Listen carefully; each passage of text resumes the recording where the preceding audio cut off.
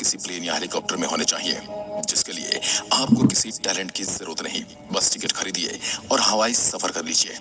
पर अगर हम अंतरिक्ष की बात करें तो वहां पर जाने के लिए कड़ी मेहनत, लगन और निरंतरता की आवश्यकता पड़ती है। आज की इस वीडियो में हम उस महिला की बात करेंगे जिसने अपने हुनर और हौसले से पूरी दुनिया में भारत का नाम रोशन कर दिया। दोस्तों, हम बात कर रहे हैं स्पेस में जाने वाली पहली भारतीय महिला की, जिसका नाम है कल्पना चावला। कल्पना चावला का सपना था कि वो इतनी लंबी उड़ान भरे कि आसमान भी छोटा पड़ जाए। कल्पना चावला की कहानी आज लाखों लोगों के लिए प्रेरणा बन चुकी है। कल्पना चावला का जन्म 17 मार्च सन 1962 को हरियाणा के करनाल में हुआ था।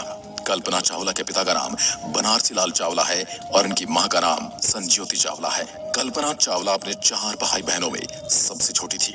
कल्पना चावला ने अपनी प्राथमिक शिक्षा टैगोर बाल निकेतन स्कूल से पूरी की थी। जिसके बाद साल 1976 में कल्पना ने इंजीनियरिंग कॉलेज से एरोनॉटिकल इंजीनियरिंग में बैचलर की डिग्री प्राप्त की और उस समय एरोनॉटिकल इंजीनियरिंग करने वाली वो अकेली महिला थी।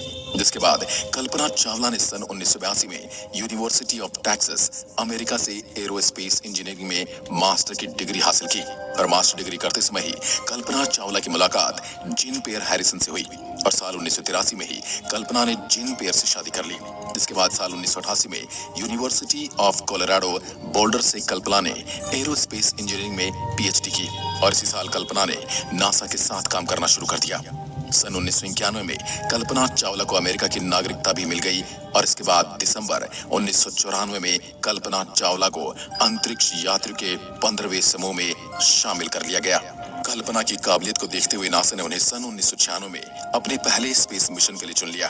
कल्पना चावला को नासा के इस मिशन में विशेषज्ञ और प्राइम रोबोटिक आर्म ऑपरेटर के रूप में नियुक्त किया गया था। नासा के स्पेस मिशन ने 19 नवंबर सन 1997 को उड़ान भरी। कोलंबिया स्पेस शटल ने अमेरिका के कैनेडी स्पेस सेंटर से ये उड़ान भरी थी और इस मिशन में कल्पना चावला सहित 6 क्रू मेंबर्स सवार थे।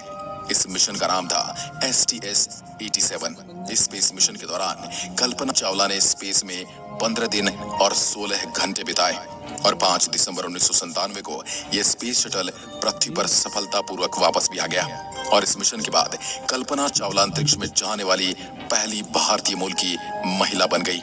इस मिशन की कामयाबी को देखते हुए नासा ने साल 2001 में अपने दूसरे स्पेस मिशन में कल्पना चावला को सिलेक्ट कर लिया और इस मिशन का नाम था STS-107।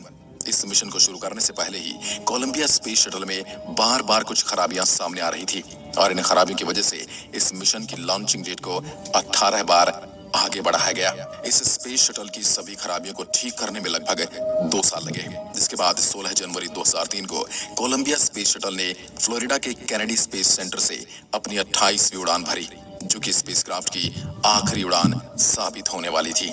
इस मिशन के दौरान पूरे 15 दिन 22 घंटे और 20 मिनट तक अंतरिक्ष में रहने के बाद 1 फरवरी 2003 को जब यह स्पेस शटल वापस धरती पर आ रहा था, तब धरती के वायुमंडल में प्रवेश करते ही सभी अंतरिक्ष यात्रियों को एक जोरदार झटका लगा और उन्हें सांस लेने में परेशानी होने लगी।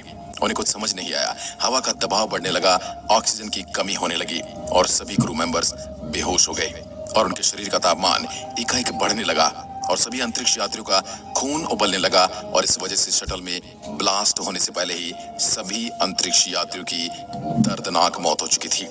स्पेसक्राफ्ट आउट ऑफ कंट्रोल हो गया था और वायुमंडल की गैस तेजी से स्पेसक्राफ्ट में घुसने लगी और स्पेस शटल पर बहुत ज्यादा दबाव पड़ने लगा और इसके बाद धरती से लगभग 63 किलोमीटर की ऊंचाई पर स्पेस शटल में आग लग गई और यह धुएं के बादल में बदल गया। और इस दुर्घटना के कुछ सालों तक नासा को ये पता ही नहीं चल पाया कि इस दुर्घटना के पीछे वजह क्या थी।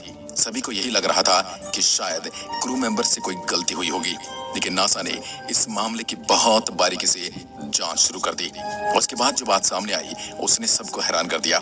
नासा की जांच में ये पता चला कि इस हादसे की वजह इंसुलेशन फोम था। इस इंसुलेशन फोम को समझने के लिए हम स्पेस शटल में इस्तेमाल होने वाली कुछ चीजों को समझते हैं, जिससे हमें समझ में आएगा कि इंसुलेशन फोम क्या है। जिस स्पेस शटल में अंतरिक्ष यात्री यात्रा करते हैं उसे स्पेस में पहुंचने के लिए रॉकेट का इस्तेमाल किया जाता है और इन रॉकेट को भी धरती से बाहर ले जाने के लिए बहुत सारे फ्यूल की जरूरत होती है। अब हम इस फ्यूल के बारे में जानते हैं। ये फ्यूल दो तरह के होते हैं, एक होता है लिक्विड फ्यूल और एक होता है हार्ड फ्यूल यानी कि सॉलिड फ्यूल। लिक्विड फ्यूल में लिक्विड ऑक्सीजन और लिक्विड हाइड्रोजन का उपयोग किया जाता है।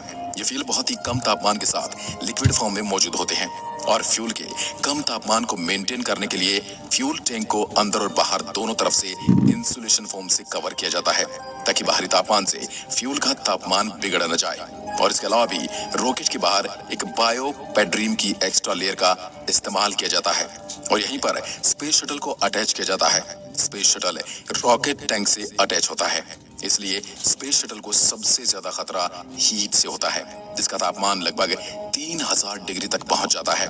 और स्पेस शटल को इस इंटेंस हीट से बचाने के लिए कई प्रकार की कोटिंग लगाई जाती है। इन कोटिंग मटेरियल को छोटी छोटी टाइल्स के रूप में बनाया जाता है और इन्हें स्पेस शटल के ऊपरी हिस्से में लगाया जाता है। इन्हें व्हाइट टाइल्स कहा जाता है। ये टाइल्स करीब 1200 डिग्री के तापमान से स्पेस शटल को बचाता है और स्पेस शटल के निचले हिस्से में डार्क टाइल्स लगाई जाती हैं और यह स्पेस शटल को 2300 डिग्री की हीट से बचाने में सक्षम होती है। लेकिन सबसे ज्यादा तापमान स्पेस शटल के विंग्स पर आता है और इसके विंग्स को हीट से बचाने के लिए रेन फॉरेस्ट कार्बन पैनल का उपयोग किया जाता है जो इन विंग्स को 3000 डिग्री के तापमान से बचाता है। अब हम बात करते हैं कल्पना चावला के स्पेस शटल की।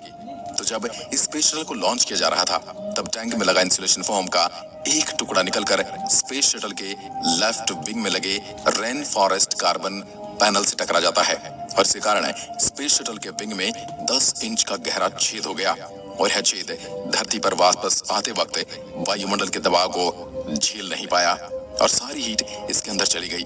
नासा के मुताबिक दुर्घटना का असली कारण यह इंसुलेशन फोम ही था और इस बात को साबित करने के लिए नासा के विशेषज्ञों ने कोलंबिया स्पेस शटल के विंग्स का एक डुप्लीकेट विंग बनाया और इस इंसुलेशन फोम का टुकड़ा तैयार किया और इस इंसुलेशन फोम के टुकड़े को लगभग 800 किलोमीटर प्रति घंटा की रफ्तार से बार बार विंग्स पर फेंक कर टेस्ट किया और इस बात को पुख्ता किया गया कि इंसुलेशन फोम के टुकड़े के विंग से टकराने से जो नुकसान हुआ यही कारण बना स्पेस शटल में होने वाले ब्लास्ट का।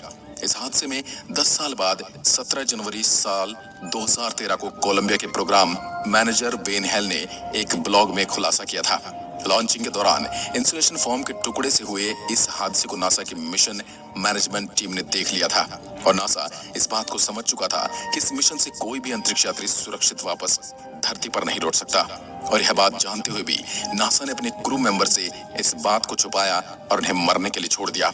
लेकिन कुछ लोगों का ये भी कहना है कि नासा का इस बात का अनुमान नहीं लगा पाया था कि स्पेस शटल को इतना ज्यादा नुकसान हुआ था और कुछ साइंटिस्ट का ये कहना है कि यदि इस नुकसान की जानकारी स्पेस शटल में बैठे यात्रियों को मिल भी जाती तब भी कोई कुछ नहीं कर सकता था। और ये भी कहा जाता है कि नासा यह नहीं चाहता था कि मिशन पर गए सभी यात्री यह सुनकर परेशान हो जाएं और अपनी जिंदगी के अंतिम दिनों को ये सोचकर जिएं कि हम मरने वाले हैं। इसलिए शायद नासा ने अंतरिक्ष यात्री को ये नहीं बताया। 5 फरवरी 2003 को भारत सरकार ने कल्पना चावला के अभूतपूर्व योगदान को देखते हुए ये घोषणा की कि इसरो के जितने भी मौसम संबंधित उपग्रह स्पेस में भेजे जाएंगे उनके नाम कल्पना चावला की याद में कल्पना सैटेलाइट होंगे और इसके अलावा भी कल्पना चावला छात्रवृत्ति और कुछ अन्य चीजों में भी कल्पना चावला का नाम रखा जाएगा। और नासा ने भी कल्पना